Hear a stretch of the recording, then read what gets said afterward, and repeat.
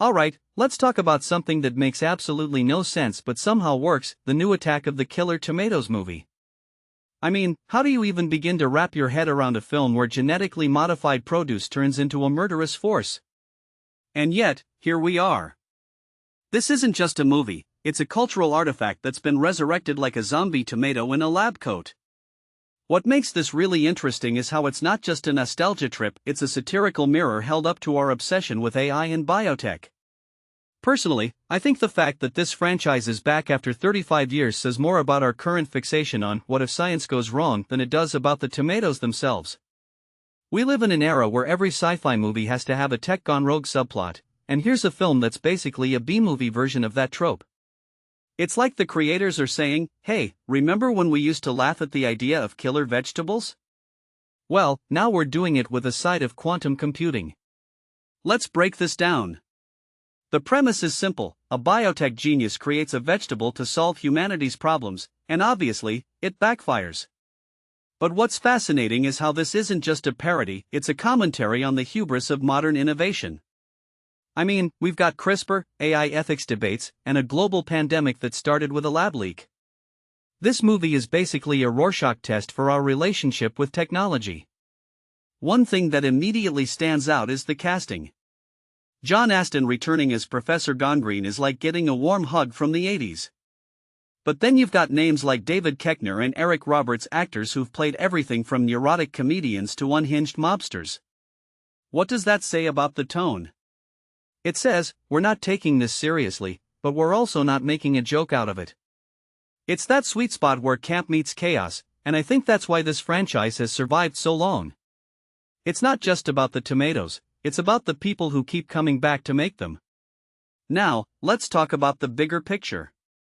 This isn't just a movie, it's a reflection of how we consume media now. Cult classics are no longer just niche, they're rebranded, remixed, and sold as new experiences. But here's the thing, Attack of the Killer Tomatoes has always been about absurdity. The original was a parody of creature features, and this one is a parody of our current obsession with tech dystopias.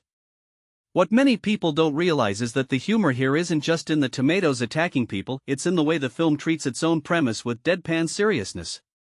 There's a meta-commentary happening here, we're watching a movie that's both a joke and a warning. And that's kind of brilliant. If you take a step back and think about it, this film exists in a space where irony and sincerity are blurred. It's like the creators are saying, we know this is ridiculous, but we also know you're watching it because you want to see something ridiculous. But here's the deeper question, why now? Why bring back a franchise that's been dormant for decades? I think it's because we're hungry for stories that don't take themselves too seriously. In an age where every movie feels like it's trying to be the next Tenet or Dune, organic intelligence is a reminder that sometimes the best stories are the ones that laugh at themselves. A detail I find fascinating is how the trailer leans into the AI-powered produce angle.